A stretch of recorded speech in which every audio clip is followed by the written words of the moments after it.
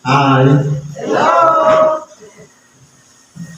sa pangalan po ng dakilang Panginoong Hesus Kristo, isang mapagpalang araw sa ating lahat. Marahil po, nandito tayo para makinig ng tinatawag na salita ng Diyos. Hindi ko bang makita yung mga ngiti sa inyong mga labi na kumbaga yung attention natin, nandito lahat. Huwag muna natin isipin yung mga problema sa bahay. Kaya po dapat tayo dito sa isang sitas. Sabi po dito sa Ebanghelyo ni San Lucas, sa Kapitulo 6, versikulo 43 hanggang sa 49.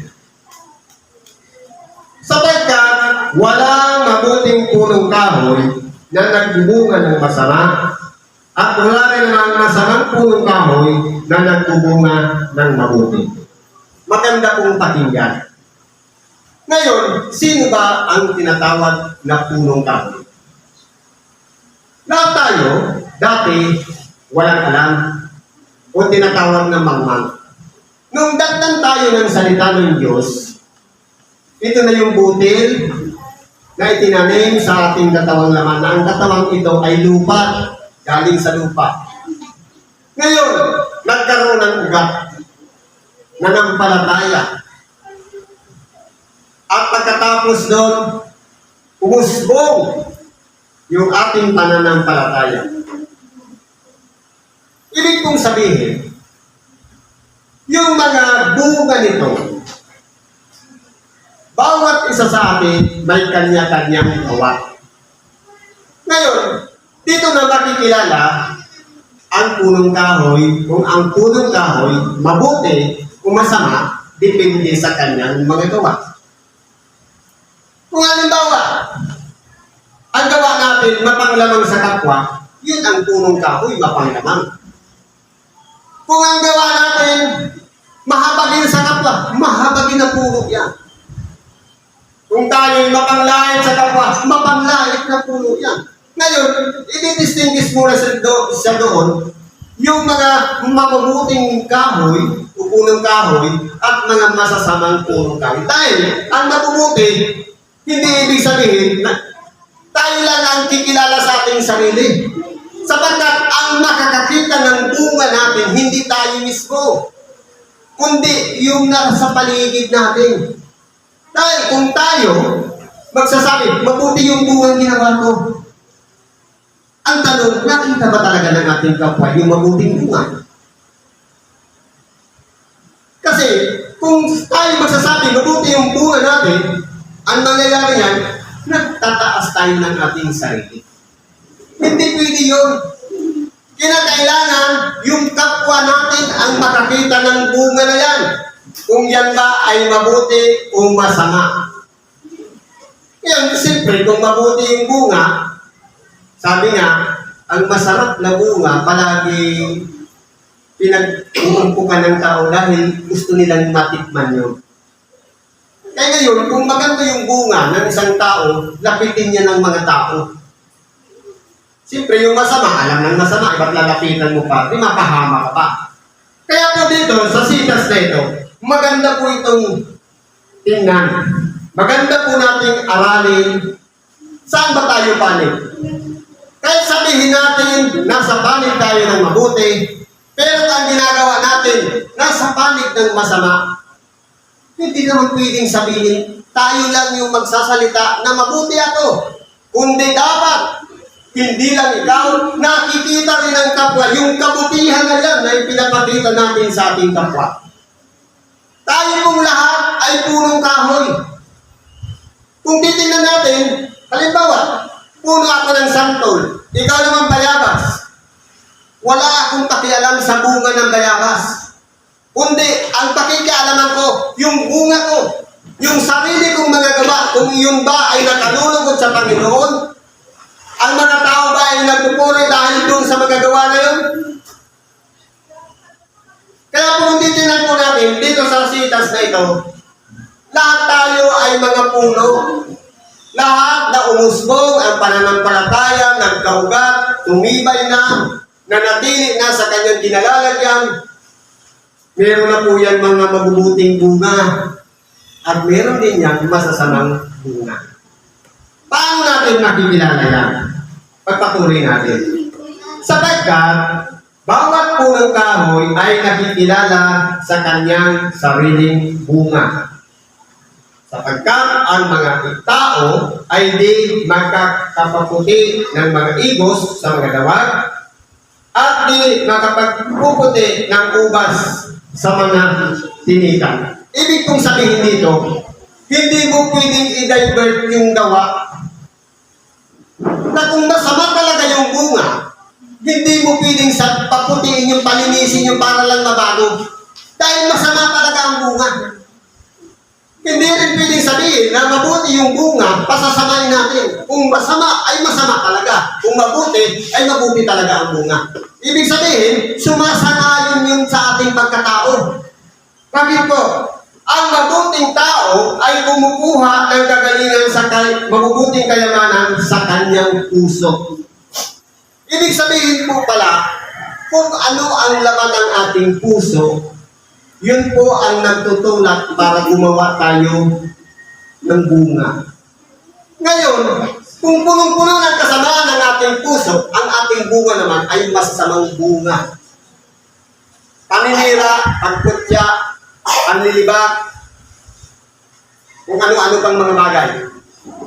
Kagalitan, mga gawa na mula sa pita ng laman. Galing lahat yan sa puso. Saan ba nakaluklok ang Diyos dapat? Hindi ba dapat sa puso? Ibig sabihin, kung yan masasama ang gawa, wala pa dyan ang Diyos. Ibig sabihin, naririyan pa yung dati nating pagkatao ang sa makatuwing kasalanan. Ano ang kinakailangan para mapalitan yan? Reconciliation. Pagpapanumbalik sa Diyos, pagsisisi at pagbabalik loob, paghingi ng tawad. Kapag humingi tayo ng tawad, mapapalitan yung nandyan sa ating puso. Ngayon, patatawarin tayo ng Diyos at mayroon pang bonus yan, Espiritu Santo na mag-guide sa atin upang ang ating mga gawa hindi na makabalik tayo doon sa dati nating pagkatao. Kasi meron po tayong tinatawag na naturalesa. Hindi po naaalis yan. Dahil yan po ay inilagay mula pa nung maliit pa tayo hanggang sa lumaki. Kung bata pa lang, palasagutin na sa magulang hanggang sa lumaki yan, hanggang tumanda, palasagutin pa rin yan sa magulang. Hindi niya naaalis. Ito po yung kalaban natin sa ating sarili. May naturalesa tayong ugali. Ngayon, kung tayo po isinuko natin lahat sa Diyos, hindi na tayo nabubuhay sa ating sariling kalooban. Kundi, ipinauubaya na natin ang ating pagkatao sa Espiritu Santo. Sa makatuwid, ipinapakita natin ang pag-ibig sa ating kapwa, pag-ibig sa kaaway, idinadalangin yung nagsisiusin sa atin. Yan na yung mga bunga.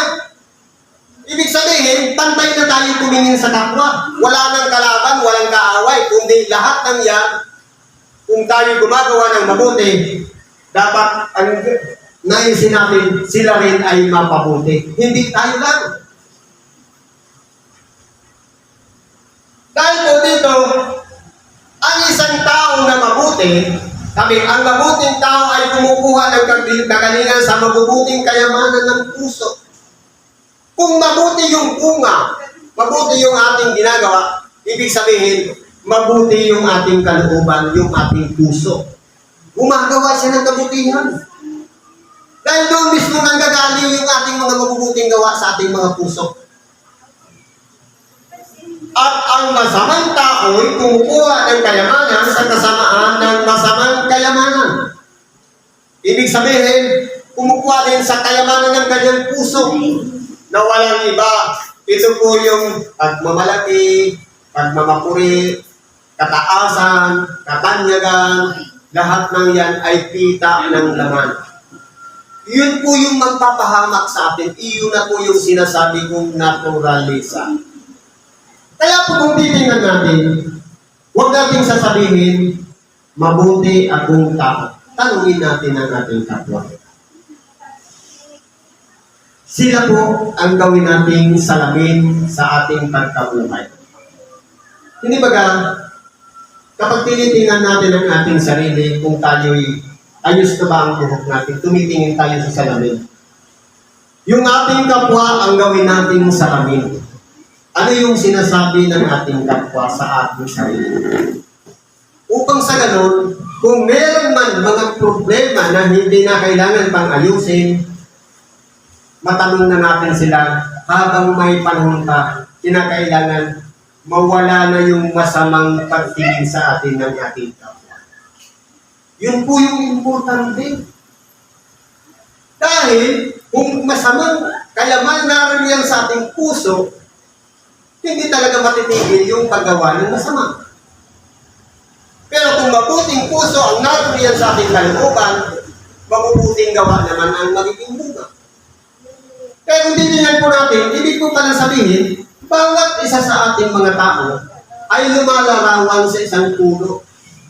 Parehas tayo may ugat, parehas tayo may dahon, may sanga, na kapag usbong ng maayos, parehas tayo malusog. Ang tinitingnan dito ng Diyos, yung mga bunga na ating ginagawa sa ating kapwa.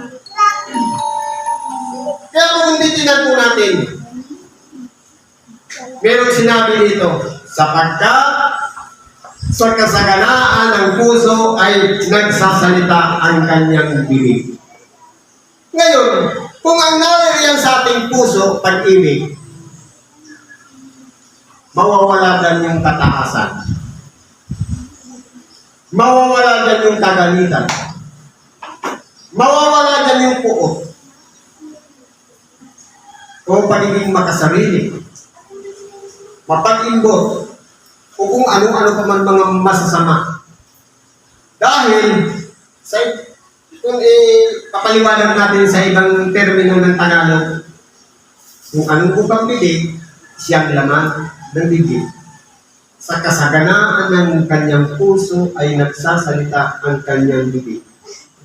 Kaya kung masama ang puso, puro-mura ang lalabas dyan. Mga panlibat, pagkutyan. Pero kung mabuting puso ang naririyan, kapag may ginawang masama ang kapwa, huwag yung brad, masama yan. Dapat ganito ang gawin mo. Parating may ideya. Dahil punong-puno ang kanyang puso ng kabutihan sa kanyang kalooban. Pag may nakita mali sa kapwa, itinutuwid, brad, hindi yan. Hindi mo dapat ginawa yan. Pero kinakailangan, gawin mo, sasabihan mo. Hindi pwedeng nakita mo na, ikikwento mo pa sa isa, paninira na yun. Dapat, doon mismo sa tao na nakitaan mo. Dahil nga may sinasabi, tayong lahat, sinabi ko kanina, may bad side, may good side. May alititigin tayo ng laman, may Espiritu Santo rin nandito yan. Alin ba yung nagiging pamor doon? Mas lamang na ating ginagawa. Yung Espiritu Santo, yung nasa niya, o yung pita na laman na ating ginagawa. Dahil nasa gitna po tayo. Ngayon, kung alin doon yung mas higit na binibigyan natin ng pansin, papunta doon ang kalagayan ng ating kaluluwa. Kaya, kung napagbibigyan natin ang kalooban ng Espiritu Santo, papunta yun sa buhay na walang hanggan. At kapag napagbibigyan naman natin ang pita ng laman, yung kaluluwa natin, mahahatak yun papunta doon sa kapansahan. Kaya, ang tatanungin natin yan, alin ba ang nilalakaran natin papunta yung kaluluwa na naririyan sa ating kalooban? Kaligtasan ba o kapahamakan? Siyempre, ang gusto natin kaligtasan. Ngayon, ipaubaya natin lahat sa Espiritu Santo. Siya ang magdidikta, siya ang magbibigay sa atin ng mga karunungan. Sapagkat, wala po tayong kakayahan. Kung wala ang Diyos, wala po tayong magagawa. Sabi nga, kung kayo'y hiwalay sa akin, wala kayong magagawa. Kaya kailangan connected sa ating dahilan, Panginoon. Hesus Kristo. Bakit po? Sabi pa po dito, at bakit tinatawag ninyo ako Panginoon, Panginoon? At di ninyo ginagawa ang mga bagay na aking sinasabi? Dito po, ano ang sinasabi ng ating dakilang Panginoon? Ang lahat pala ng tumatawag ng Panginoon, dapat magpakatotoo sa kanyang sarili. Tumatawag tayo ng Panginoon. Meron siyang mga aral na iniwan. Lakaran natin yung aral na kanyang itinuro sa atin. Sapagkat, hindi ibig sabihin, halimbawa, nangangaral ako ng Ebanghelyo. Hindi ibig sabihin, sabi nga, huwag kayong magsipaniwala sa bawat espiritu kundi inyong subukin. Kanino bang espiritu? Espiritu ba ng iba? O espiritong nag-uudyok doon sa nagsasalita? Ang siyasabi natin, yung espiritu na nag-uudyok sa atin. Bakit po? Dahil, kung ang ating dakilang Panginoong sa ituksoin, gumamit siya ng sitas, na hindi lamang sa tinapay na bubuhay ang tao, kundi sa bawat salitang lumalabas sa bibig ng Diyos, nakasulat. Anong ginawa naman ni Satanas? Dinala siya dun sa mataas na kalagayan. Magpatihulog ka, sapagkat nasusulat din naman. Siyang magbibigay sa iyo ng mga anghel upang ingatan ng iyong mga paa na huwag matisod sa isang bato. Ibig sabihin, kahit para si Satanas, marunong din magbasa ng kasulatan.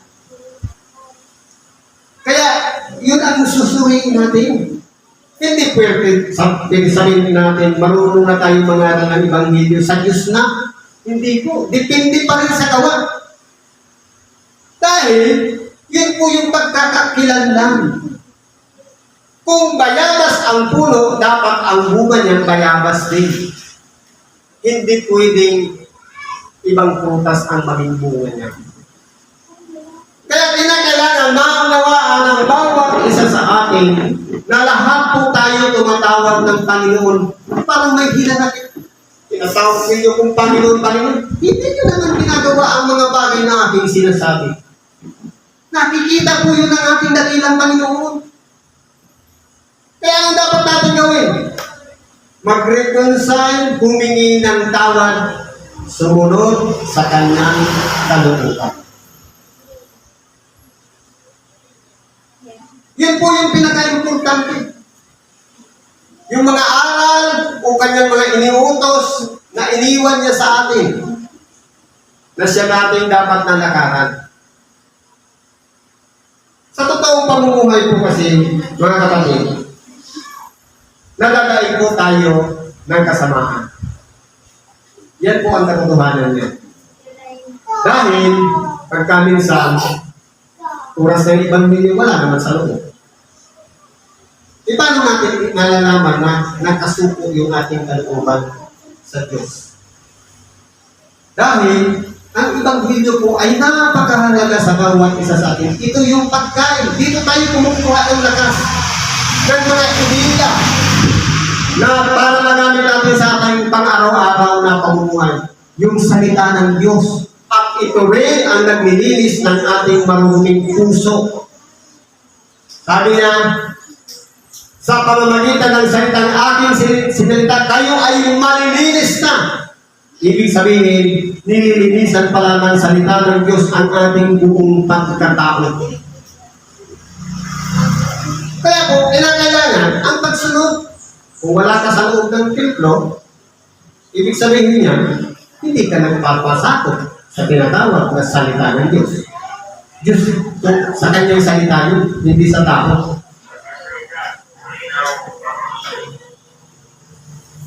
Ngayon, hindi ba ka tumatawag tayo sa Panginoon? Lumalapit tayo sa Kanya. Anong sabi niya? Ang bawat lumalapit sa atin, at pinakikinggan ang aking mga salita. Siyempre, saan ba tayo lalapit? Pwedeng sa templo, mula tayo doon sa malayong lugar, lumapit tayo sa kanya gamit ang templo. Ang lumalapit sa akin, nandito na tayo sa templo, nakalapit na tayo. At pinakikinggan ang aking mga salita, nakikinig tayo ng Ebanghelyo. At ginagawa, hindi pala pwedeng pumunta ka lang dito, nakinig ng Ebanghelyo, tapos wala na. At uwi, wala na reaction sa katawan. Dapat ko pala ginagawa, ina-apply sa ating totoong pagkabuhay, yung salita na ating napapakinggan. Ituturo ko sa inyo kung sino ang katulad. Mapapasahalin, anong katulad kaya? Yung tao na lumapit ka sa Diyos, nakinig ka ng Ebanghelyo, in-apply pa niya sa kanyang totoong pagkabuhay. Siya ay tulad sa isang taong nagtatayo ng bahay, na humugay, at pinakalalim at inilagay ang patibayan sa bato, at nang dumating ang isang baha, ay hinampas ng agos ang bahay na yaong natin dinakilos sapagkat natitirik na mabuti. Ibig kong palang sabihin, lumapit tayo sa templo, nakinig tayo ng Ebanghelyo, in-apply natin sa ating totoong buhay, connected na pala tayo doon sa pundasyon na walang iba si Kristo. Kahit tumating yung unos, mga pagsubok, suliranin, problema, karamdaman sa ating buhay, hindi po tayo matitinan. Paano kung halimbawa, totoo, palagi naman pupunta ng templo, palagi naman nakikinig ng Ebanghelyo, ina-apply naman sa ating pagkabuhay. Nung dumating yung pagsubok, binigyan ng lagnat, sa halip na lumapit sa ating dakilang Panginoon, humingi ng tawad, napunta sa doktor. Hindi ba tinalikuran natin siya? Pagsubok lang yun. Pamamaraan yun para malaman kung hanggang saan na ang level ng ating pananampalataya sa Kanya. Natalo na naman tayo sa aral ng sanlibutan. Umaalala natin yung mga bata pa tayo. Meron pa nga yung puzzle, kunik na da. Mag-aaral, ikukunik. Saan ba pumupunta ang mag-aaral? Sa paaralan. Ang may sakit, saan ba pumupunta? Doktor. Ngayon, may kondisyonin yun. Ngayon, itinuro na sa atin yung aral. Kapag kasalanan, reconciliation, lalapit sa Diyos. Ikaso bumalik, naalala muli, pag may sakit, doktor. Ano ba ang kakayahan ng doktor magpagaling? Sa katanungan. Sino ba ang tagapagpagaling? Hindi ba Diyos lang? Sino ba ang nagpapatawad? Diyos na. Kasi ang nangyayari, pupunta sa doktor, pag critical na, napunta na sa ICU, saka naluluhod doon sa malaking cross, nakatabi ng intensive care unit. Katabi rin niya ng operating room. Hihingi na ng tawad. Huli na. Kung inuna agad, lumapit sa Diyos, pwede kang i-extend ang buhay dahil Diyos lang po ang nakakaalam kung hanggang saan ang sukat ng ating buhay. Paano pa pagagalingin yan? Punong-puno na ng chemical ang katawan. Sirang-sira na ng mga antibiotics at kung ano-ano pa man itinarat yan sa ating mga ugat, wala na, useless na. Ano na lang gagawin yan? Nang lalapitan ng pari, ibigyan na lang ng sabi-sabi ko, uulyuhan. Dahil oras na. Wala nang magagawa. Kaya kung tayo po ay nakatanim sa ating isip, na yung ating pinakahalingin yan ng pundasyon, nakapatong sa bato, sa matatuwid pagay sa ating dakilang Panginoong Hesus Kristo, marahil nalihis lang tayo ng landas nagkamali, ito yung palo na ipinagkaloob sa atin. Masakit. Kapag iniibig ng Diyos ang kanyang itinuturing na anak. Kaya kinakailangan kung papaano ang trato ng ama sa anak na pinapalo, ganun din ang ama. Pinapalo yung itinuturing na anak. Tayo po yun ang mga nagsisuko sa kanya. Kaya kinakailangan, kilalanin natin yung ating kinalalagyan. Nakatayo ba tayo? Nakapundasyon kay Kristo? Nakatayo ba tayo? Sumusunod tayo sa aral ni Kristo. Nakatayo ba tayo? Hindi lang natin siya tinatawag na Panginoon. Hindi lang natin siya pinakikinggan. Kundi dapat isinasagawa din natin ang kanyang mga aral. Ito na yung paglalagay ng pundasyon sa bawat isa sa atin. Kaya po kapag napapahamak, nadadala sa mga tukso, pagsubok, marahil wala sa tamang pundasyon. Saan siya maitutunan? Datapwa ang lumirinig at hindi ginagawa ay tulad sa isang tao na nagtayo ng bahay sa lupa. Ibig sabihin, wala noong bato. Hiwalay kay Kristo, lupa lang yung tinayuan. Hinukay niya yung lupa, ibinaon yung haligi, yun lang. Tapos gumawa na siya ng bahay. Kinakailangan pala may bato. Ilalagip natin sa ating pananampalataya si Kristo. Na tayo yung haligi na yun, dapat nakapatong sa ating dakilang Panginoong Hesus Kristo. Matibay po yun. Dahil, sabi ng ating dakilang Panginoon, kung kayo'y hiwalay sa akin, wala kayong magagawa. Kahit ano bang gawin natin sa ating sarili, kung wala si Kristo, this is. Kaya kinakailangan kalakip si Kristo, yung aral niya, ginagawa natin, yun po yung pinaka-importante sa ating buhay. Anong mangyayari? Nakatayo ang bahay sa lupa na walang patibayan. Dapat sa iyon ay dinampas ng agos at pagdakay na iba at malaki ang naging kasiraan ng bahay na yan. Ngayon po, paano natin ito mapagkikilala sa ating kalagayan sa loob ng isang iglesia? Tayo pong lahat ay tinawag ng Diyos para pagsama-samahin sa templong ito. Tayo pong lahat ay tinuruan ng Diyos sa pamamagitan ng Ebanghelyo. Tinuruan tayo ng itayo sa ibabaw ng pundasyon kay Kristo. Ngayon, bakit may mga kapatiran tayo na dumaan lang yung pagsubok, ginamit lang yung kapatid, nasaktan yung kalooban na wala na sa templo? Ito na yung mga tao na dumanas ng pagsubok dahil hindi nakapatong sa ibabaw ng bato. Umayaw na, hindi na nakita o hindi na dumadako sa templo. Huwag natin iisipin, matibay na ako, natag na ako. Kasi kinakailangan po dito, application. Isasagawa natin yung ating sinumpaan sa ating dakilang Panginoon. Ibig sabihin, hindi ba nagtayo ang bahay na yan sa ibang bahagi na nagtayo ang tao yan tapos hindi niya napatapos, hindi ba magpapasimulan po tiyain?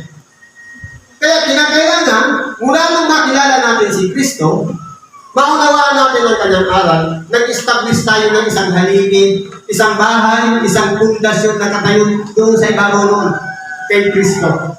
Tayo na po yung mananampalataya. Kinakailangan, anumang dumating sa ating buhay, paninira man yan, masakit man sa naiingaw, anumang bagay, na pangapagkutya o paninira, ipagpatuloy lang natin, hindi naman sa tayo sa tao na lupa, sa Diyos. Mapalan tayo, kung dumanas doon, nandito pa rin nakatayo. Ibig sabihin, nakita natin yung katibayan na yan, nakapatong doon kay Kristo. Kaya kahit na anong paninira, anong bagay na naririnig natin, minsan, pinanghihinaan tayo ng loob. Pero nandito pa rin nagpapatuloy, yun po yung mga tao na naging matatag, naging matibay dahil nakakunik sa ating dakilang Panginoong Jesucristo. Kaya yung haligi na yan, titingnan natin yung pinakailalim. Ano ba yung nasa ilalim ng haligi na yan? Bato o lupa? Kung sa sarili lamang natin tayo magsisiasa, wala. Lupa, tayo yung lupa na yan. Na parang nagsasabi tayo, ganito, ganyan, Panginoon, Panginoon, kung wala yung bato, hindi na yung bato na yun si Kristo. Hindi po titibay ang ating pananampalataya. Kaya po, dito, tinuturo sa ating dalawang uri. Halimbawa, sa isang punong kahoy, ano yung bunga, yung resulta ng ating ginagawa, doon ang pagkakakilanlan sa atin. At ang pangalawa, yung bahay na tayo po dapat nakapatong sa ibabaw ng pundasyon sa makatuwid bagay, si Hesus Kristo. Kaya po kung titingnan natin, may kanya tayong sariling bahay, may kanya-kanya tayong sariling punong kahoy. Ano ang bunga nakikita ng ating kapwa? Kapag dumarating naman yung mga pagsubok, kung mabuti, yung pagkakatirik na yun, nakapatong sa ibabaw ng bato, hindi po yan magagapit. Magtatagumpay po yan. Ay salamat sa Diyos kung tayo po ay lahat ay nagtatagumpay sa mga pagsubok na yan sapagkat nasumpungan na natin si Kristo na siyang patibayan ng ating pananampalataya. Siguro ang ganyan lang ang pakikibahagi natin sa oras nito. Salamat po sa Diyos at anuman ang ating mga kahilingan, karaingan man, ilalangin po natin lahat na ipagkaloob sa atin. Kailangan i-apply din natin yung aral natin napakinggan ngayon, bitbitin natin, i-apply natin sa itong buhay, sa pakikitungo sa ating kapwa para makita ang bunga ng ating mga ginagawa. Salamat at pagpalain tayo ng Diyos.